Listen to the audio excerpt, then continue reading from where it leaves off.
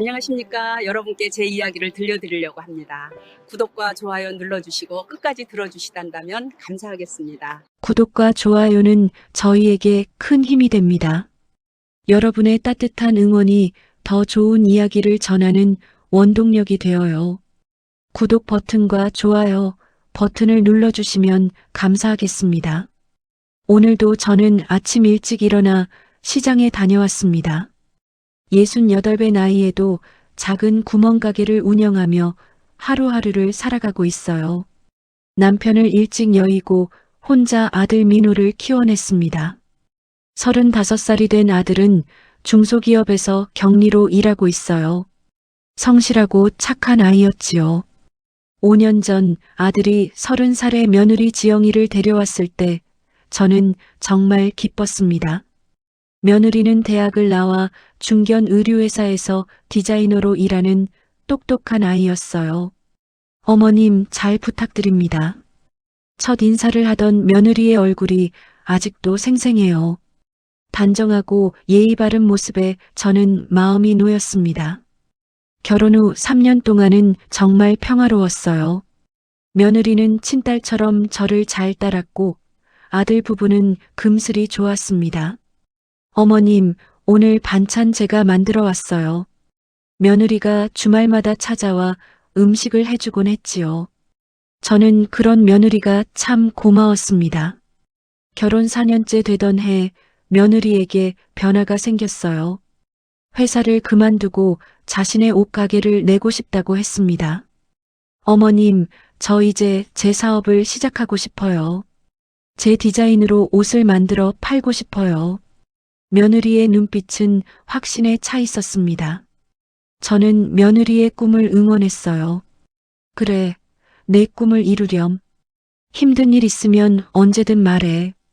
며느리는 작은 온라인 쇼핑몰로 시작했습니다. 처음에는 주문이 별로 없었지만 며느리는 포기하지 않았어요. 밤낮으로 디자인을 하고 SNS에 홍보를 했습니다. 아들은 퇴근 후 며느리를 도와 포장과 배송을 했지요. 1년쯤 지나자 며느리의 쇼핑몰이 조금씩 알려지기 시작했어요. 주문이 늘어나고 매출도 올랐습니다. 어머님, 이번 달 매출이 1,000만 원을 넘었어요. 며느리는 기뻐하며 저에게 자랑했습니다. 저도 며느리가 자랑스러웠어요. 하지만 그때부터 며느리가 조금씩 달라지기 시작했습니다. 사업이 커질수록 며느리의 욕심도 커졌어요. 어머님, 저 이제 오프라인 매장을 내고 싶어요. 명동에 작은 가게를 하나 얻으려고요. 며느리의 목소리에는 야망이 가득했습니다. 명동? 거기 임대료가 얼마나 비싼데? 제가 걱정스럽게 말했지만 며느리는 고개를 저었어요. 괜찮아요. 제가 계산해 봤는데 충분히 할 수 있어요. 민호 오빠도 찬성했고요. 며느리는 이미 마음을 굳힌 듯 했습니다. 아들도 아내의 편을 들었어요. 엄마, 지영이가 하고 싶어 하는데 한번 해보게 해주세요. 저도 도울게요. 저는 더 이상 반대할 수 없었습니다. 며느리는 명동에 작은 매장을 열었어요. 처음에는 손님이 별로 없어 걱정했지만 점점 입소문이 나기 시작했습니다. 며느리의 디자인이 독특하고 예뻐서 젊은 여성들 사이에서 인기를 끌었어요. 매출은 급격히 늘어났습니다. 그런데 그때부터 며느리의 태도가 확 달라졌어요. 어머님, 저 이번 주말에는 못 가요. 매장 일이 너무 바빠서요. 예전처럼 자주 찾아오지 않았습니다. 전화도 뜸해졌어요. 가끔 만나면 며느리는 늘 피곤한 얼굴이었습니다. 화장도 진하게 하고 비싼 옷을 입고 다녔지요. 지영아, 너무 무리하지 마. 건강이 제일 중요해. 제가 걱정스럽게 말하면 며느리는 짜증을 냈어요. 어머님은 요즘 세상을 몰라요. 지금 안 하면 나중에 후회해요. 며느리의 말투가 예전과 달리 날카로워졌습니다. 아들도 점점 지쳐 보였어요. 낮에는 회사에서 일하고 밤에는 며느리 매장을 도와야 했습니다. 민호야, 괜찮니? 얼굴이 많이 안 좋은데.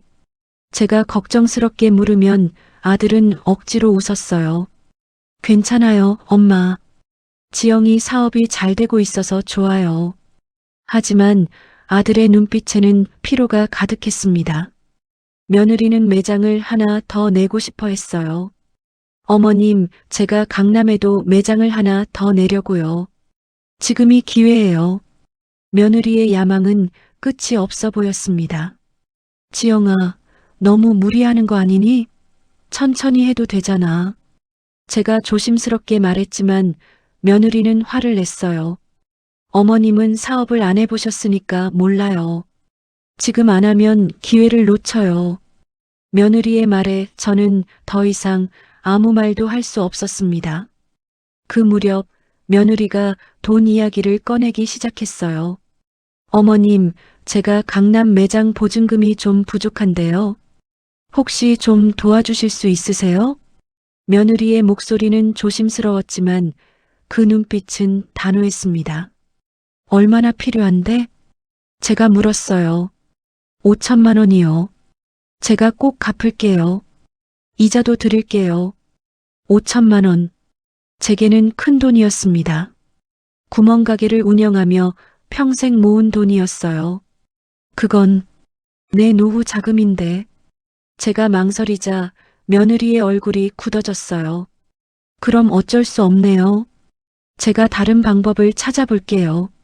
며느리는 차갑게 말하고는 자리를 떠났습니다.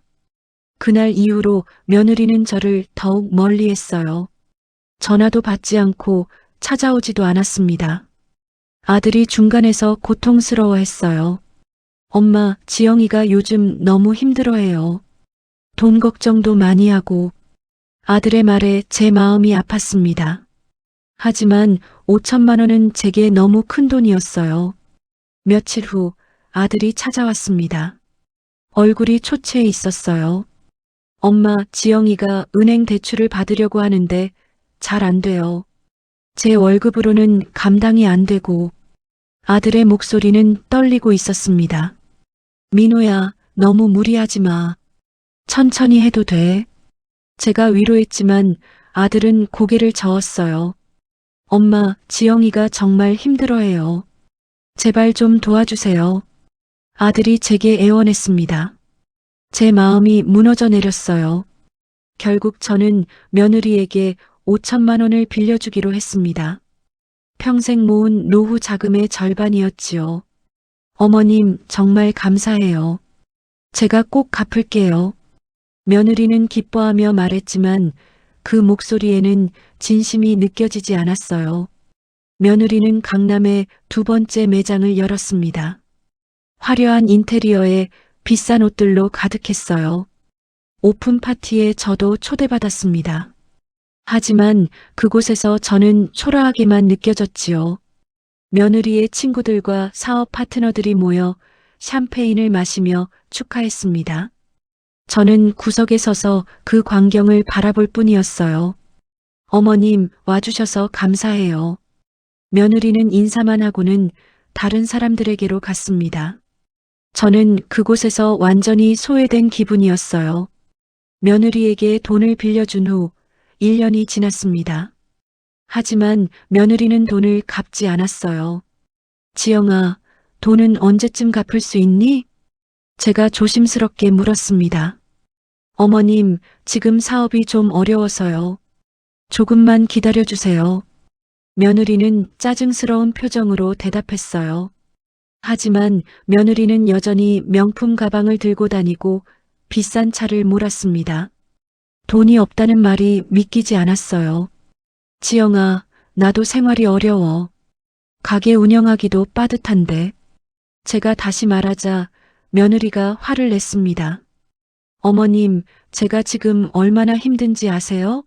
매장 2개 운영하는 게 얼마나 어려운데요. 며느리의 목소리가 높아졌어요. 그래도 약속은 지켜야지. 제 말이 끝나기도 전에 며느리가 소리쳤습니다. 그럼 제가 어떡하라고요?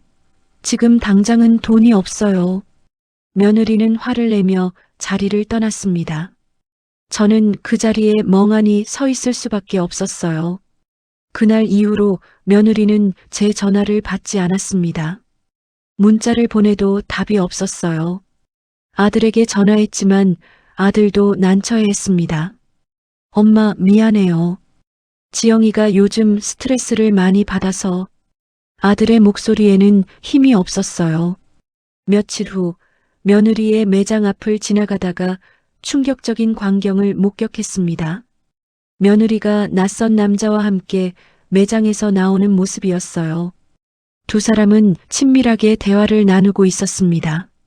그 남자는 며느리보다 나이가 많아 보였어요. 비싼 정장을 입고 고급 시계를 차고 있었습니다. 며느리는 그 남자를 보며 환하게 웃고 있었어요. 저에게는 한 번도 보여준 적 없는 그런 웃음이었습니다. 두 사람은 고급 레스토랑으로 들어갔습니다. 저는 멀리서 그 모습을 지켜봤어요. 불길한 예감이 들었습니다. 집으로 돌아와 아들에게 전화했어요. 민호야, 지영이가 요즘 누구 만나니? 무슨 말씀이세요, 엄마? 아니, 그냥 사업 파트너 같은 사람 있니? 제가 조심스럽게 물었습니다. 아, 최 사장님 말씀하시는 거예요? 지영이 투자자예요. 아들은 아무렇지 않게 대답했어요. 투자자. 그 단어가 제 가슴에 박혔습니다. 며칠 후 더 충격적인 소식을 들었어요. 동네 사람들을 통해서였습니다. 사장님, 며느리분이 요즘 잘 나가시나 봐요. 외제차도 바꾸고 명품만 들고 다니던데요. 단골 손님이 그렇게 말했습니다. 그래요? 사업이 잘 되나 봐요. 저는 억지로 웃으며 대답했어요. 하지만 속으로는 의문이 들었습니다. 며느리가 제게는 돈이 없다고 하면서 어떻게 그렇게 호화롭게 살 수 있는 걸까요? 며칠 후 아들이 집에 찾아왔습니다. 얼굴이 창백했어요. 엄마, 제가 말씀드릴 게 있어요. 아들의 목소리가 떨리고 있었습니다. 무슨 일이니? 제가 불안한 마음으로 물었어요.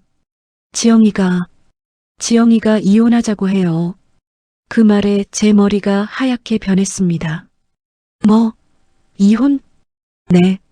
지영이가 더 이상 저랑은 못 살겠대요. 아들은 눈물을 흘리며 말했습니다. 왜? 무슨 일이 있었니? 제가 다급하게 물었어요. 지영이가 다른 남자를 만나고 있어요. 그 투자자 최 사장이요. 아들의 목소리는 절망에 차 있었습니다. 저는 그 자리에 주저앉고 말았어요. 제가 돈까지 빌려준 며느리가 불륜을 저지르고 있었던 겁니다. 민호야, 그게 정말이니? 네. 제가 직접 봤어요.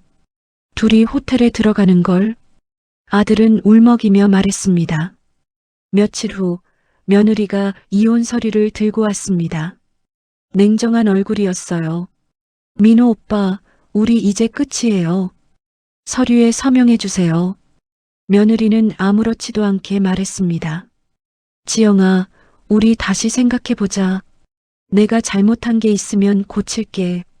아들이 애원했지만 며느리는 차갑게 고개를 저었어요. 아니에요. 저는 이미 마음을 정했어요. 그때 제가 참지 못하고 소리쳤습니다. 지영아, 내가 너한테 빌려준 돈은 어떻게 하고. 며느리가 저를 쳐다봤어요. 그 눈빛은 차가웠습니다. 그 돈이요? 그건 투자금 아니었나요? 제 사업에 투자하신 거잖아요. 며느리는 뻔뻔하게 말했습니다. 뭐? 투자금? 빌려준 거라고 했잖아.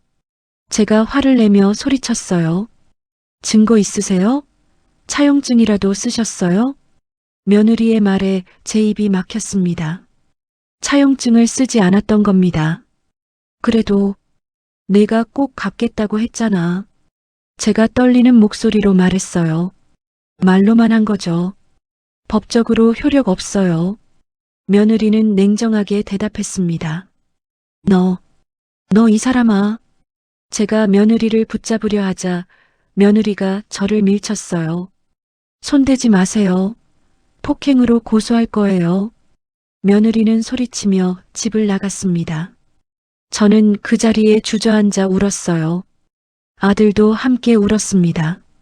며칠 후 아들과 며느리는 이혼했습니다. 재산 분할 과정에서 아들은 거의 모든 것을 잃었어요. 며느리는 변호사를 선임해 철저하게 준비했습니다. 아들은 아무런 준비도 없이 당했지요. 결국 아들 명의로 되어 있던 작은 아파트도 며느리에게 넘어갔어요. 아들은 갈 곳이 없어 제 집으로 들어왔습니다. 며느리와 이혼한 아들은 완전히 무너졌습니다. 회사도 그만두고 집에만 틀어박혀 지냈어요. 민호야, 밥 먹어야지.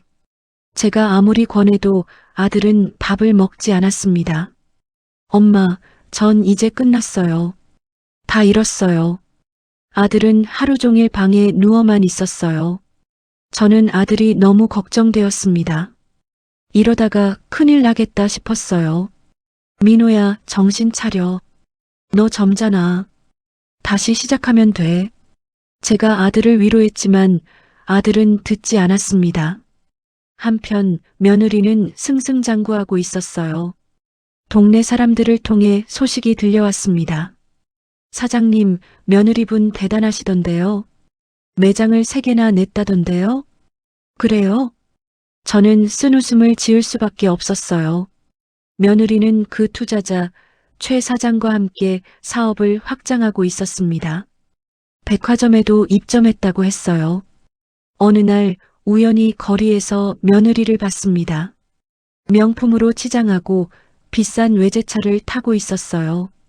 며느리는 저를 보고도 못 본 척했습니다. 그냥 지나쳐갔지요. 제 가슴이 찢어지는 것 같았어요. 제 돈으로 저렇게 잘 사는구나. 그 생각에 분노가 치밀었습니다. 집으로 돌아와 아들에게 말했어요. 민호야, 우리 며느리한테 돈 돌려받자. 법적으로 싸워보자. 하지만 아들은 고개를 저었습니다. 엄마, 소용없어요. 증거가 없잖아요. 그래도 시도는 해봐야지. 제가 강하게 말했지만 아들은 이미 의욕을 잃은 상태였어요. 저는 혼자라도 해보기로 했습니다. 법률 상담을 받으러 갔어요. 차용증이 없으시면 입증하기 어렵습니다. 증인이라도 있으세요? 변호사가 물었습니다. 없습니다. 우리 둘만 있었어요.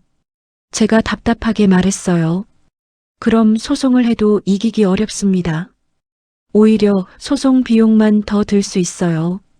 변호사의 말에 제 마지막 희망도 사라졌습니다.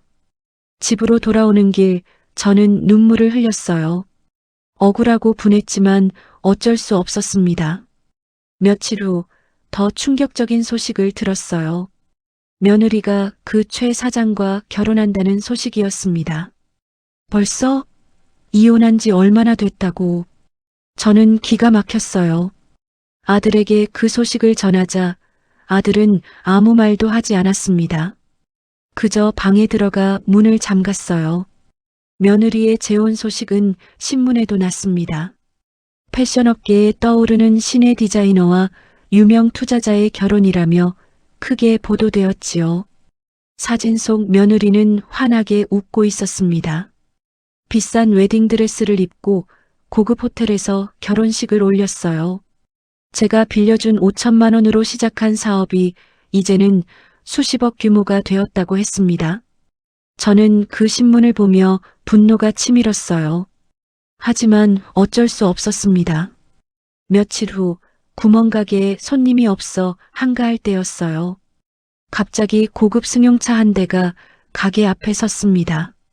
차에서 내린 사람은 며느리였어요. 명품 옷을 입고 비싼 선글라스를 낀 모습이었습니다. 어머님, 오랜만이에요. 며느리는 태연하게 인사했어요. 저는 화가 나서 말도 하고 싶지 않았습니다. 무슨 일이야? 제가 차갑게 물었어요. 이거 드리려고요. 며느리가 봉투 하나를 내밀었습니다. 안에는 100만 원이 들어 있었어요. 이게 뭐야? 제가 물었습니다. 예전에 빌린 돈이요. 조금씩 갚으려고요. 며느리는 태연하게 말했어요. 100만 원? 5천만 원 빌려줬는데 제가 소리쳤습니다. 한꺼번에는 어려우니까 조금씩 갚겠다는 거예요. 감사하게 생각하세요. 며느리의 말투는 오만했습니다. 너, 이 사람아. 제가 며느리를 붙잡으려 하자 며느리가 뒤로 물러섰어요. 폭력 쓰시면 경찰 부를 거예요. 저 선의로 드리는 건데 왜 그러세요? 며느리는 비웃듯이 말했습니다. 선해? 이게 선이야? 5천만 원 빌려가서 100만 원 주는 게? 제가 분노하며 소리쳤어요. 싫으면 안 받으셔도 돼요. 며느리는 봉투를 도로 집어넣고는 차에 올라탔습니다. 잘 지내세요, 어머님. 민호 오빠한테 안부 전해주세요. 며느리는 창문을 내리고 그렇게 말한 뒤 차를 몰고 갔어요. 저는 그 자리에 멍하니 서 있을 수밖에 없었습니다. 그날 밤 저는 잠을 이룰 수 없었어요. 며느리의 오만한 얼굴이 계속 떠올랐습니다. 이대로 당하고만 있을 수는 없어. 저는 복수를 다짐했습니다. 다음 날 저는 며느리에 대해 조사하기 시작했어요. 며느리의 매장을 찾아가 물건을 사는 척하며 정보를 모았습니다. 며느리의 브랜드는 엘레강스라는 이름이었어요. 세 개의 매장과 백화점 입점까지 꽤 큰 규모였습니다. 하지만 직원들과 이야기를 나누면서 이상한 점을 발견했어요. 사장님이 요즘 자주 안 들어오세요. 최 회장님이 주로 오시죠? 한 직원이 말했습니다. 최 회장님이요? 제가 물었어요. 네, 최 회장님이 실제 주인이에요. 사장님은 그냥 디자이너시고요. 직원의 말에 제 귀가 번쩍 뜨였습니다. 며느리가 사업의 실제 주인이 아니라는 겁니다. 그냥 고용된 디자이너에 불과했어요. 저는 더 조사했습니다. 며느리와 최 사장의 관계에 대해서도 알아봤어요. 며느리는 최 사장의 여러 여자 중 하나에 불과했습니다. 최 사장은 유부남이었고 여러 젊은 여자들과 관계를 맺고 있었어요. 며느리는 그 사실을 모르는 것 같았습니다. 아니, 알면서도 모른 척하고 있는지도 몰랐어요. 저는 이 정보를 가지고 며느리를 찾아갔습니다. 며느리의 강남 매장으로 갔어요. 며느리는 놀란 표정으로 저를 맞이했습니다. 어머님? 여기는 어떻게? 너 최 사장이 유부남인 거 알아? 제가 단도직입적으로 물었어요. 며느리의 얼굴이 굳어졌습니다. 그게 무슨, 나 다 알아. 최 사장이 부인도 있고 다른 여자들도 여럿이라는 거. 제 말에 며느리가 당황했어요. 그건 어머님이 상관할 일이 아니에요. 며느리가 방어적으로 말했습니다. 너 지금 사기당하고 있는 거야. 최 사장이 너를 이용하는 거라고. 제가 말했지만 며느리는 듣지 않았어요. 어머님은 아무것도 몰라요. 제발 제 일에 간섭하지 마세요. 며느리는 화를 내며 저를 내쫓았습니다. 하지만 저는 포기하지 않았어요. 며느리를 구하고 싶었습니다. 아니, 복수를 하고 싶었어요.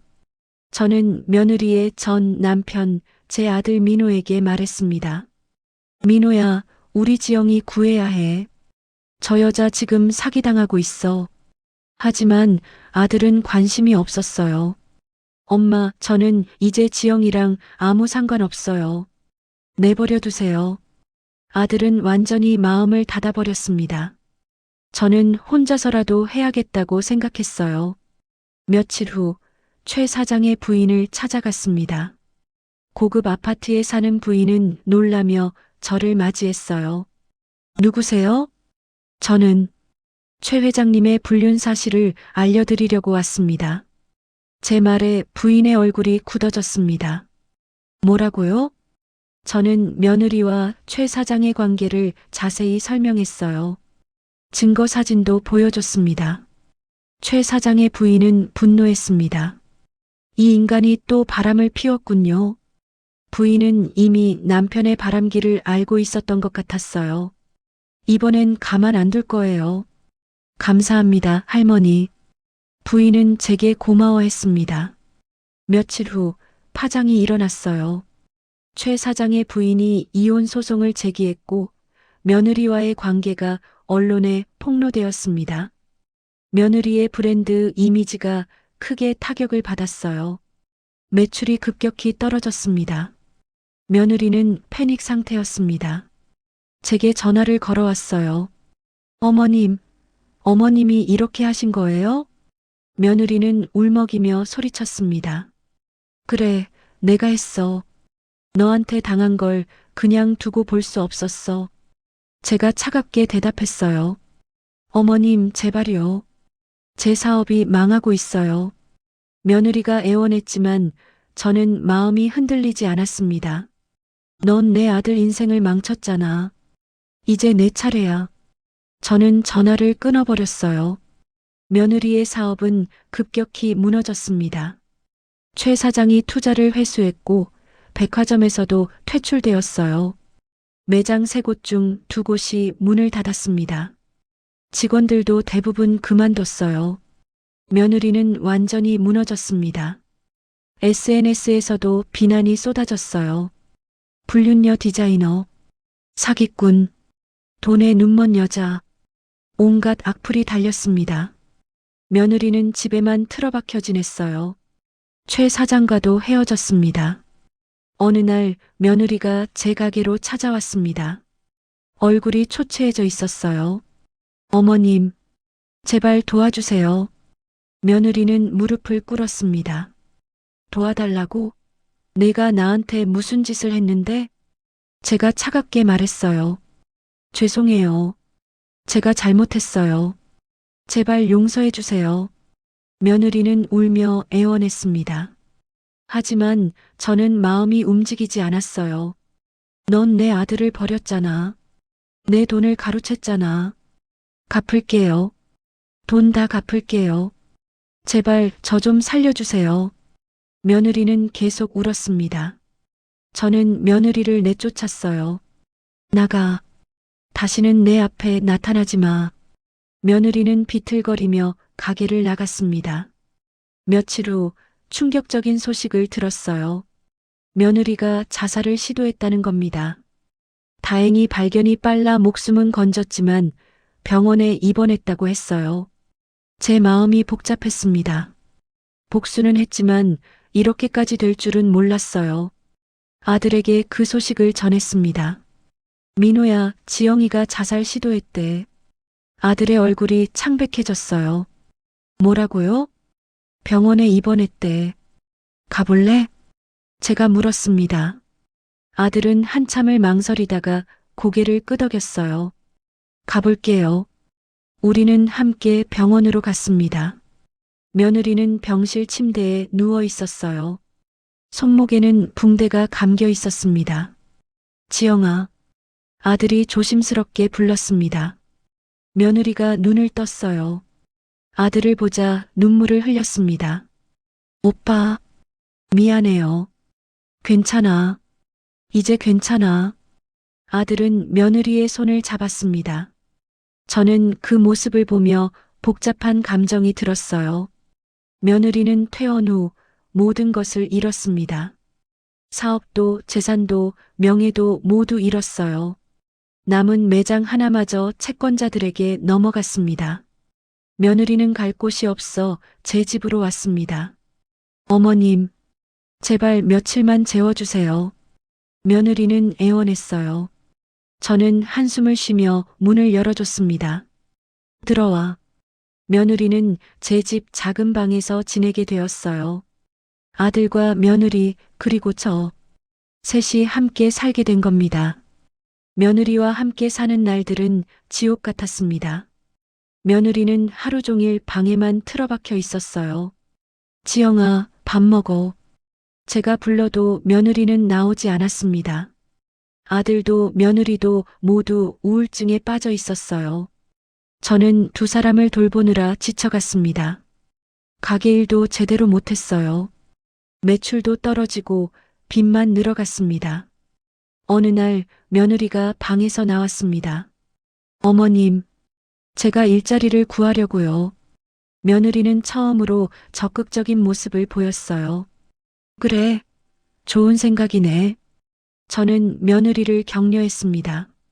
며느리는 작은 옷 공장에 취직했어요. 디자이너가 아닌 단순 작업자로요. 어머님, 제가 월급 받으면 생활비 드릴게요. 며느리는 달라져 있었습니다. 아들도 다시 일을 구했어요. 작은 회사였지만 성실히 다녔습니다. 세 사람이 함께 힘을 합쳐 살아가기 시작했어요. 하지만 과거는 쉽게 지워지지 않았습니다. 어느 날 저녁 술에 취한 아들이 며느리에게 소리쳤어요. 내가 나한테 뭘 했는지 알아? 넌 내 인생을 망쳤어. 오빠, 미안해. 며느리는 울며 사과했습니다. 미안하다고 다야? 내가 얼마나 힘들었는데. 아들은 며느리를 원망했습니다. 저는 두 사람 사이에 끼어 말렸어요. 그만해, 민호야. 이제 그만 좀 해. 하지만 아들의 분노는 쉽게 가라앉지 않았습니다. 며느리는 점점 더 죄책감에 시달렸어요. 밤마다 악몽을 꾸고 자해를 시도하기도 했습니다. 지영아, 정신 차려. 제가 며느리의 손목을 붙잡으며 소리쳤어요. 어머님, 저는 살 자격이 없어요. 며느리는 울며 말했습니다. 무슨 소리야? 살아야지.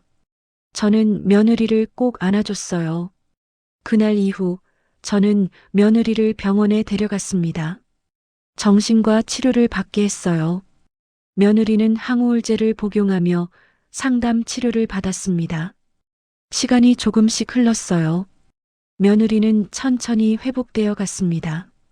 아들도 며느리를 조금씩 용서하기 시작했어요. 지영아, 우리 다시 시작해보자. 어느 날 아들이 며느리에게 말했습니다. 오빠, 정말? 며느리는 믿을 수 없다는 표정이었어요. 응, 과거는 과거야. 우리 앞으로만 보자. 아들의 말에 며느리는 울었습니다. 고마워요, 오빠. 정말 고마워요. 두 사람은 서로를 껴안았어요. 저는 그 모습을 보며 눈물을 흘렸습니다. 며느리는 더 열심히 일했어요. 공장에서 인정받아 승진도 했습니다. 아들도 회사에서 성과를 냈어요. 조금씩 생활이 안정되어 갔습니다. 1년이 지났습니다. 세 사람의 관계는 많이 좋아졌어요. 어머님, 제가 요리 배웠어요. 오늘 제가 저녁 만들게요. 며느리는 예전과 달리 부엌일을 도왔습니다. 그래, 고맙다. 저는 며느리가 자랑스러웠어요. 저녁 식사를 하며 세 사람은 이야기를 나눴습니다. 엄마, 우리 조만간 작은 집 하나 얻으려고요. 아들이 말했습니다. 그래, 좋은 생각이네. 저는 기뻐했어요. 어머님, 정말 감사해요. 어머님이 아니었으면 저 여기 없었을 거예요. 며느리는 제 손을 잡았습니다. 우리 가족이잖아. 저는 며느리의 손을 꼭 잡아줬어요. 2년의 시간이 흘렀습니다. 아들 부부는 작은 전셋집을 얻어 독립했어요. 며느리는 작은 옷가게를 차렸습니다. 이번에는 욕심 부리지 않고 자기 능력 안에서요. 어머님, 오늘 첫 손님이 왔어요. 며느리는 기뻐하며 전화했습니다. 그래, 잘 됐다. 저는 며느리를 진심으로 응원했어요. 아들도 회사에서 인정받아 팀장이 되었습니다. 엄마, 제가 이제 팀장이 됐어요. 아들은 자랑스럽게 말했어요. 정말? 우리 아들 대단하네. 저는 아들이 자랑스러웠습니다. 어느 주말 아들 부부가 저를 찾아왔어요. 엄마, 좋은 소식이 있어요. 아들이 환하게 웃으며 말했습니다. 무슨 소식? 제가 물었어요. 지영이가 임신했어요. 아들의 말에 저는 깜짝 놀랐습니다. 정말? 축하한다. 저는 며느리를 안아줬어요. 어머님, 저 이번엔 좋은 엄마 될게요. 며느리는 눈물을 흘렸습니다. 그럼 넌 좋은 엄마가 될 거야. 저는 며느리를 믿었어요. 몇 달 후 손주가 태어났습니다. 예쁜 여자아이였어요. 어머님, 이름을 희망이라고 지었어요. 며느리가 말했습니다. 희망이? 좋은 이름이네. 저는 손주를 안아보며 눈물을 흘렸어요. 저희에게 다시 희망을 주신 어머님 덕분이에요. 며느리는 제게 감사했습니다. 손주가 돌을 맞이했습니다. 작지만 따뜻한 돌잔치를 열었어요. 어머님, 그동안 정말 감사했어요. 며느리는 제 앞에서 절을 했습니다. 뭘 그래? 우리 가족인데. 저는 며느리를 일으켜 세웠어요. 어머님이 아니었으면 저는 진작에 죽었을 거예요. 어머님이 저를 살려주셨어요. 며느리는 울며 말했습니다. 이제 다 지난 일이야. 앞으로만 보자. 저는 며느리를 꼭 안아줬어요. 그날 밤 저는 혼자 집으로 돌아와 생각했습니다. 복수를 했던 그 시간들, 며느리를 무너뜨렸던 그 순간들, 그것이 과연 옳았을까? 하지만 그 과정이 없었다면 며느리는 변하지 않았을 거예요. 계속 욕심만 부리며 살았겠지요. 고통의 시간을 겪고 나서야 며느리는 진정한 사람이 되었습니다. 그리고 저도 배웠어요. 용서의 힘을. 이제 저는 평화롭습니다. 가게를 정리하고 아들 부부 근처에 작은 집을 얻었어요. 손주를 보며 하루하루를 행복하게 살고 있습니다. 며느리는 이제 진짜 제 딸이 되었어요. 어머님 사랑해요. 며느리가 가끔 그렇게 말합니다. 나도 사랑한다. 저는 진심으로 대답해요. 우리 가족은 힘든 시간을 이겨냈습니다. 그리고 더 단단해졌어요. 창밖으로 햇살이 따뜻하게 비춥니다. 손주 희망이가 제 무릎에서 잠들어 있어요. 저는 그 모습을 보며 미소 짓습니다. 모든 것이 제자리를 찾았습니다.